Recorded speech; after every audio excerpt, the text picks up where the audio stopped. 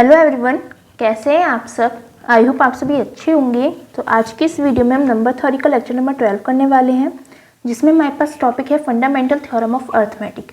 Very very most important आपके पास ये theorem है, ठीक है। इसका स्टेटमेंट भी लर्न करके चाहिएगा, प्रूफ भी अच्छे से लर्न कर लीजिएगा, ठीक है, क्योंकि हो सकता है ये बाय नेम आ जाए कि proof state and proof fundamental theorem of arithmetic, या फिर स्टेटमेंट के थ्रू आ जाए, ठीक है। तो इस थ्योरम का स्टेटमेंट क्या कहता है, every positive integer n greater than 1 can be expressed as product of prime factors uniquely. मतलब हमारे पास कोई भी एक पॉजिटिव इंटीजर लेके चलते हैं n, ठीक है, और n पॉजिटिव इंटीजर किस टाइप से है कि वो 1 से बड़ा है, ठीक है, 2, 3, 4 इस टाइप से हमारे पास कोई भी एक पॉजिटिव इंटीजर है, तो उस इंटीजर को हम एक्सप्रेस कर सकते हैं प्राइम फैक्टर्स के प्रोडक्ट की फॉर्म में, ठीक है। मतलब जैसे कि अगर हमारे पास 12 है तो उसे हम किस तरीके से रिप्रेजेंट कर सकते हैं, ये हमारे पास कितना हो जाएगा 2 की पावर 2 इंटू 3, ठीक है, इस टाइप से हम रिप्रेजेंट कर सकते हैं। तो हमने प्राइम फैक्टर्स की फॉर्म में हमने इसे रिप्रेजेंट कर दिया। 2 और 3 प्राइम नंबर्स है, उनकी मल्टीप्लाई करके उनके फैक्टर करके हमने 12 को रिप्रेजेंट किया है। तो यही हमारे पास फंडामेंटल थ्योरम ऑफ अर्थमेटिक है। और साथ में इसमें एक चीज़ और है कि इनको जब हम रिप्रेजेंट करेंगे वो हमारे पास यूनिक रिप्रेजेंटेशन होगी। मतलब हम अगर 12 को इस तरीके से रिप्रेजेंट कर रहे हैं तो ये इसी तरीके से रिप्रेजेंट होगा। यहाँ पर इन दोनों प्राइम नंबर की जगह पर कोई और प्राइम नंबर नहीं आ सकता है, ठीक है। इसका दूसरा स्टेटमेंट क्या है, for each integer n greater than 1 there exist primes p1 greater than less than equals to p2 less than equals to p3 dot dot pr तक हमारे पास ये प्राइम्स चल रहे हैं, सच दैट जो n है वो इक्वल है p1 into p2 into p3 dot dot pr तक। This factorization is unique. मतलब यहाँ पे बिल्कुल थ्योरेटिकल वे में, बिल्कुल वर्ड्स में यहाँ पे स्टेटमेंट दे रखा है, यहाँ पे थोड़ा सा मैथमेटिकल एक्सप्रेशन यहाँ पे डाल दिए हैं कि हमारे पास इंटीजर है n ग्रेटर देन 1, तो वहाँ पे हमारे पास प्राइम्स एग्जिस्ट कर रहे होंगे जिन्हें हम p1 p2 p3 नाम दे रहे हैं, और लास्ट हमारे पास pr है, ठीक है। और जो प्राइम्स है वो किस तरीके से है कि n इक्वल्स टू इन सभी प्राइम्स के प्रोडक्ट के इक्वल आ रहा है, ठीक है। और साथ में बोल दिया है कि दिस फैक्टराइजेशन इज यूनिक। मतलब ये जो हमारे पास प्राइम नंबर्स होंगे वो जो रिप्रेजेंट कर रहे हैं n को, वो हमारे पास उनका जो रिप्रेजेंटेशन होगा वो हमारे पास यूनिक होगा, ठीक है। ये हमारे पास इसका स्टेटमेंट है। अब इसके प्रूफ पर चलते हैं। बिल्कुल सिंपल प्रूफ है, आपको समझ में आ जाएगा, ठीक है। प्रूफ क्या है, let n be a natural number greater than 1। हम सबसे पहले नेचुरल नंबर लेके चलेंगे जो कि ग्रेटर देन 1 है। ऑब्वियसली स्टेटमेंट का जो फर्स्ट लाइन है वो यही कहती है कि for each integer n greater than 1, ठीक है। तो हमने नेचुरल नंबर ले लिया ग्रेटर देन 1, ठीक है। अब this implies n has prime factor से p1। अब देखो n हमारे पास ग्रेटर देन 1 है, तो 2, 3, 4 इस टाइप से हमारे पास कुछ ना कुछ नंबर होगा, ठीक है, इंटीजर होगा। अब उसका कुछ ना कुछ प्राइम फैक्टर आ रहा होगा। अगर मिनिमम भी हुआ, अगर 2 भी हमारे पास हुआ तो उसका प्राइम फैक्टर हमारे पास 2 आ रहा होगा, ठीक है। अब मान लेते हैं कुछ और है, फॉर एग्जांपल 6 है तो उसके तो 2 आ रहे होंगे, 2 और 3, ठीक है। तो हम मान लेते हैं कि n के पास कोई भी एक प्राइम फैक्टर है जिसे हमने मान लिया p1, ठीक है। अगर जब हमने p1 कोई प्राइम फैक्टर ले लिया तो जो p1 है वो n को डिवाइड कर रहा होगा। जैसे कि 2 के केस में हमने जब 2 लिया था, 2 प्राइम फैक्टर था 2 का, तो 2 ऑब्वियसली 2 को डिवाइड कर रहा है, ठीक है। 6 के केस में 2 और 3 आ रहे थे, 2 आ रहे थे प्राइम नंबर्स, तो 2 भी हमारे पास 6 को डिवाइड कर रहा था, 3 भी 6 को डिवाइड कर रहा था। तो अगर हम n का कोई भी प्राइम फैक्टर लेंगे, मान लेते हैं p1, तो p1 हमारे पास n को डिवाइड करेगा, ठीक है। This implies there exist an integer a1 such that n equals to p1 a1। अब यहाँ पे जैसे कि हमने डिवाइड करा, जैसे कि हमने 2 लिया था, 2 से 2 को डिवाइड करा तो हमारे पास 1 आया, ठीक है, 1 टाइम से तो गया। तो हम वहाँ पर लेके चल सकते हैं कि वहाँ पे एक इंटीजर एग्जिस्ट कर रहा होगा a1, किस तरीके की, जो n है वो इक्वल होगा p1 a1 के, ठीक है। इफ अब जैसे कि इसमें तो हमारे पास a1 की वैल्यू 1 आ गई, इस वाले में अगर हम 2 लेके चलते हैं तो 3 बचेगा, ठीक है। a1 की वैल्यू इस केस में 3 आ जाएगी। तो इस टाइप से हमारे पास जो भी हम इंटीजर लेंगे उसके अकॉर्डिंग जो a की वैल्यू है वो चेंज होती जाएगी, ठीक है, और प्राइम नंबर भी चेंज होंगे, ठीक है। अब यहाँ पे इसके बाद क्या है, अब हमारे पास जो a1 है वो अलग अलग हो सकता है। अगर a1 1 के इक्वल है, जैसे कि इस केस में हमारे पास a1 1 के इक्वल हो गया था, अगर a1 1 के इक्वल हो जाएगा तो जो n है वो p1 के इक्वल होगा। जैसे कि यहाँ पे n हमारे पास 2 था और जो प्राइम था वो भी 2 था, मतलब n और p1 दोनों आपस में इक्वल हो गए, ठीक है। Then theorem is proof. तो हमारे पास जो थ्योरम है वो हमारे पास प्रूफ हो गई कि हमने जो नंबर था उसे हमने प्राइम फैक्टर्स की फॉर्म में रिप्रेजेंट कर दिया, ठीक है। अगर हम लेके चलते हैं कि a1 ग्रेटर देन 1 हो, ठीक है, a1 ग्रेटर देन 1 हो, जैसे कि हमने 6 का वाला केस लिया, उसमें a1 की वैल्यू कितनी आई, 3 आई, ग्रेटर देन 1 आई, तो a1 हैज प्राइम फैक्टर से p2, तो a1 के पास एक और प्राइम फैक्टर होगा। जैसे कि a1 3 आया तो इसके पास एक और प्राइम फैक्टर है 3, ठीक है। तो सेम a1 के पास कोई प्राइम फैक्टर होगा जिसे नेम दे रहे हैं p2, और p2 किस तरीके से होगा कि जो p2 है वो a1 को डिवाइड करेगा, जैसे कि 3 यहाँ पे 3 को डिवाइड कर रहा है, ठीक है। अब जब ये डिवाइड कर रहा है तो वहाँ पे अगेन एक इंटीजर एग्जिस्ट कर रहा होगा, मान लेते हैं वो a2 है, ठीक है। This implies there exist an integer A2 such that A1 equal to P2 A2। देखो जो हम एक बार लेके चल रहे हैं ना उसे ही हमें एक दो बार और लिखना है, बिल्कुल वही है, बस आगे की वैल्यूज इंक्रीज होती जाएंगी। जैसे कि P1 A1 था, नेक्स्ट टाइम P2 A2 हो जाएगा, ठीक है। इस टाइप से जस्ट वैल्यूज हमारे पास चेंज होंगी, बाकी जो प्रोसेस है वो पूरा सेम होना है। 2 या 3 स्टेप आपको करके दिखाने हैं, एंड में लिख देना है कि इन this way the process continues, ठीक है। तो देख लीजिए एक बार किस टाइप से हो रहा है कि अगर P2 A1 को डिवाइड कर रहा होगा, जैसे कि हमारे पास P2 क्या था यहाँ पे, P1 तो हमारे पास 2 हो गया, P2 हमारे पास 3 हो गया, 3 हमारे पास A1 3 है, 3 हमारे पास 3 को डिवाइड कर रहा है, ठीक है। तो यहाँ से हमारे पास A1 को लिख सकते हैं P2 इंटू A2 लिख सकते हैं, ठीक है। A1 को 3 को हम लिख सकते हैं 3 × 1, ठीक है। तो सेम यहाँ पर अगर हमारे पास A2 की वैल्यू, A2 मतलब 1 की, ठीक है, अगर A2 हमारे पास 1 हो जाता है तो A1 इक्वल टू P2 हो जाएगा, जो A1 है वो हमारे पास P2 के इक्वल हो जाएगा, प्राइम के इक्वल, ठीक है। और फिर हम लिख सकते हैं अगर A1 P2 के इक्वल हो गया तो N हमारे पास किसके इक्वल था, P1 A1 के इक्वल था, ठीक है। और A1 हमारे पास P2 के इक्वल हो गया तो N equal to P1 P2 हो गया, that is product of primes हो गया, ठीक है। अगर हमारे पास in case A2 is greater than 1, अगर A2 1 से बड़ा हो जाए तो इसमें हम 6 के एग्जाम्पल से नहीं बता सकते, हम कोई और एग्जाम्पल लेते हैं, फॉर एग्जाम्पल 42 ले लेते हैं, ठीक है। इसके हम फैक्टर करेंगे तो 2 × 3 × 7 हमारे पास फैक्टर आएंगे, ठीक है। 2 3 6 7 42, ठीक है। अब यहाँ पे अगर इस एग्जाम्पल में देखते हैं तो 2 हमारे पास क्या हो गया, ये हमारे पास P1 हो गया, ठीक है।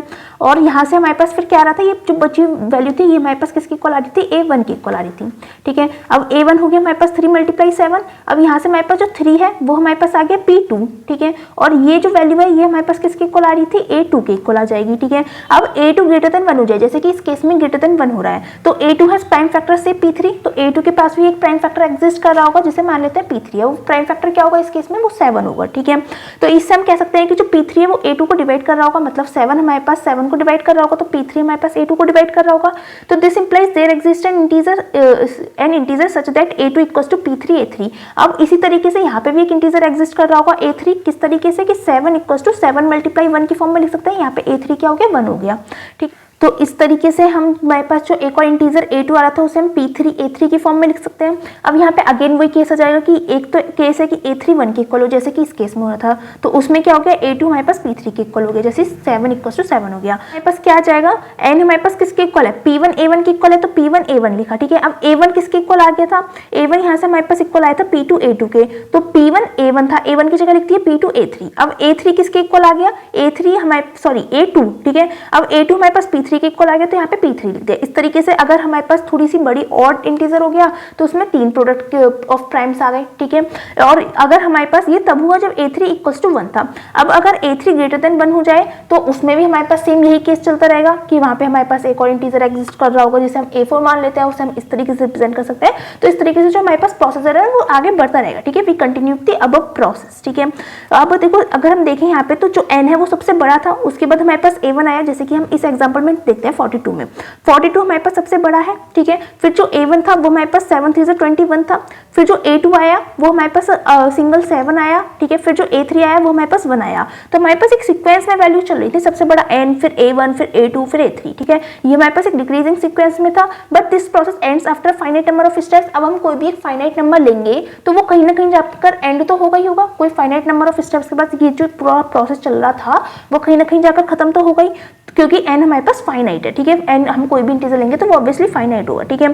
तो देन हम n को लिख सकते हैं P1 P2 PR तक मान लेते हैं। जो लास्ट प्राइम होगा वो हमारे पास PR होगा, ठीक है। कितना भी हो सकता है, लास्ट प्राइम PR होगा। तो यहाँ पे हमने क्या करा कि हमारे पास जो इंटीजर था उसे हमने प्रोडक्ट ऑफ प्राइम की फॉर्म में रिप्रेजेंट कर दिया, ठीक है। जहाँ पे हमारे पास हर एक जो PI है वो 1 से R तक है और वो सारे प्राइम है, ठीक है। PI जो हम रिप्रेजेंट करें वो हमारे पास प्राइम नंबर है। और इस तरीके से हमने थ्योरम का जो फर्स्ट पार्ट था वो हमने प्रूव किया। आई होप समझ में आ गया होगा, बिल्कुल सिंपल था, ठीक है। अब इसमें क्या करना है, हमने फर्स्ट पार्ट प्रूव कराया। हमने क्या प्रूव करा कि जो नंबर है उसे हम प्रोडक्ट ऑफ प्राइम्स की फॉर्म में रिप्रेजेंट कर सकते हैं। सेकंड पार्ट में हमने क्या करना है कि दिस फैक्टराइजेशन इज यूनिक, मतलब हमने जो फैक्टराइजेशन कराया जिसे हमने एक्सप्रेस किया है प्रोडक्ट ऑफ प्राइम की फॉर्म में, वो हमारे पास यूनिक है। ये चीज अब हमें यहाँ पे शो करनी है, ठीक है। तो यूनिकनेस शो करेंगे। अब यूनिकनेस के लिए क्या करने वाले हैं, now we will show that this representation is unique. Unique show करने वाले हैं। Suppose that n has 2 representations.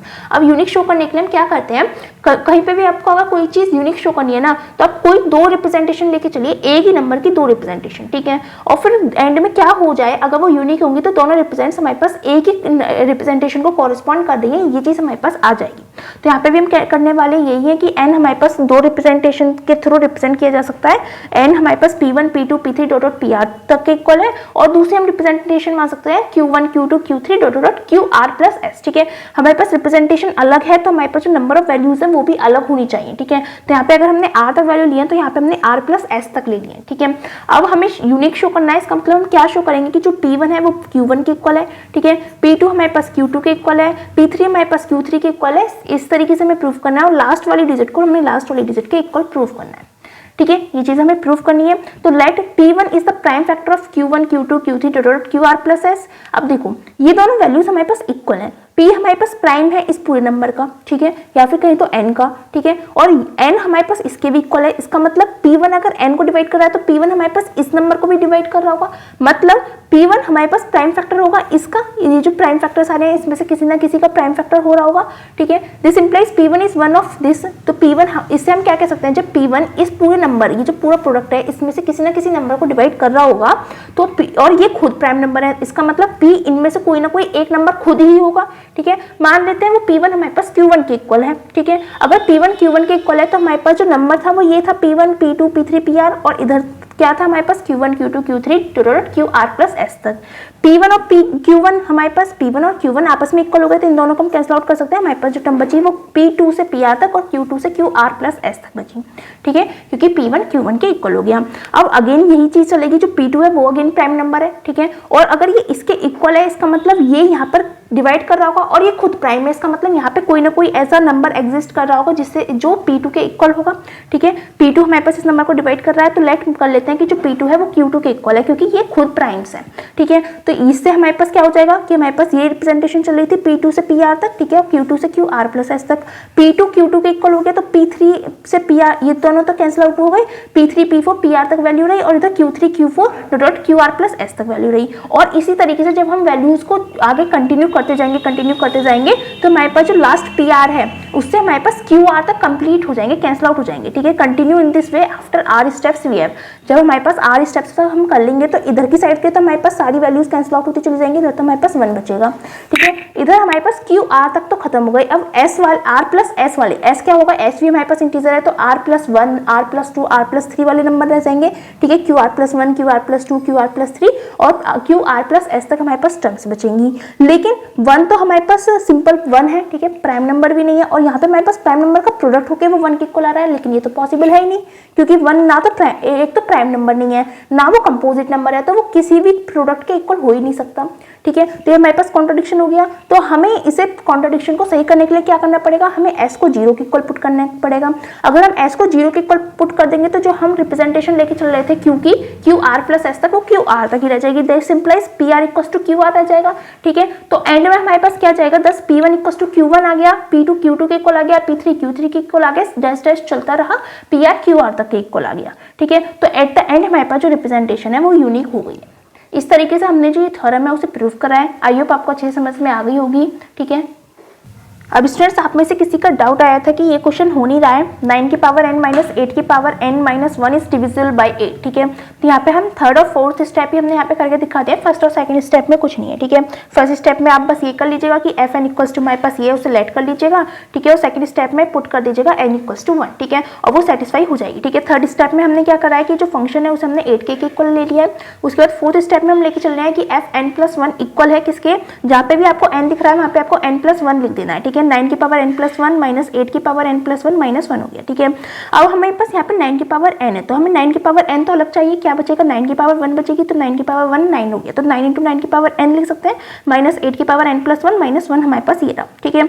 अब हमारे पास ये पूरा फंक्शन चाहिए तो हम क्या करते हैं, 9 को तो बाहर रखते हैं, ब्रैकेट के अंदर हम 9 की पावर n लिखते हैं, ठीक है, माइनस 8 की पावर n माइनस 1 लिखते हैं, ठीक है। माइनस में टर्म्स हमारे पास यहाँ पे चली रही हैं। अब देखो यहाँ पे हमने ये टर्म सब्ट्रैक्ट करी, तो ये टर्म सब्ट्रैक्ट करिए, ये टर्म सब्ट्रैक्ट करिए। अब इक्वेशन को हम मैनेज करके चलेंगे, बैलेंस करके चलेंगे। तो जब सब्ट्रैक्ट रहा है तो ऐड भी हमें करना पड़ेगा। तो यहाँ पे 8 की पावर n यहाँ पे सब्ट्रैक्ट करी थी, तो यहाँ पे हमने प्लस कर दी 8 की पावर n। लेकिन यहाँ पे देखो 9 की भी मल्टीप्लाई हो रही है, तो यहाँ पे भी हमने 9 की मल्टीप्लाई के साथ करी है, ठीक है। सेम यहाँ पे हमने -1 करा है, तो यहाँ पे भी प्लस करेंगे। सेम यहाँ पे 9 की मल्टीप्लाई हो रही है, तो 9 की मल्टीप्लाई यहाँ पे भी, तो +9 हमारे पास ही हो जाएगा, ठीक है। अब ये तो हमारे पास किसके इक्वल हो गया, 8k के इक्वल हो गया, तो 9 × 8k हो गया, ठीक है। यहाँ से हम क्या करते हैं, यहाँ पे हम -8 की पावर n कॉमन आउट ले लेते हैं इस वाली टर्म में से और इस वाली टर्म में से। यहाँ पे हमारे पास क्या बचेगा, माइनस कॉमन आउट ले रहे हैं तो माइनस का 9 बचेगा, ठीक है। और यहाँ पे हमारे पास 8 की पावर n तो बाहर आ गई, 8 की पावर 1 बची, मतलब 8 - 9 बचा, प्लस इन दोनों में से 9 - 8 हो गया ये, ठीक है। वो सॉरी 9 - 1 हो गया, तो 9 - 1 हमारे पास 8 बचा। 8 की पावर n ये चल रही थी, 8 - 9 हमारे पास -1 बचा, माइनस माइनस प्लस हो गया, तो प्लस 8 की पावर n + 8 हो गया, ठीक है। अब यहाँ से हम 8 को कॉमन आउट ले सकते हैं, तो यहाँ पे 9k बचा प्लस 8 की पावर n - 1 बची, क्योंकि एक 8 हमारे पास बाहर आ गया, एक पावर कम हो जाएगी, ठीक है, प्लस 1 बच गया। तो इस टाइप से हमारे पास ये जो टर्म है ये हमारे पास 8 का मल्टीपल आ रही है। तो इस तरीके से हमारे पास जो ये थ्योरम थी, क्वेश्चन था, वो प्रूफ हो गया है। आई होप समझ में आ गया होगा। तो आज के लेक्चर में बस इतना ही करते हैं। अगर आपको हमारी वीडियो से हेल्प मिल रही है तो प्लीज़ हमारी वीडियोस को लाइक कीजिए, अपने फ्रेंड्स के साथ शेयर कीजिए एंड हमारे चैनल को सब्सक्राइब कीजिए। Thanks for watching.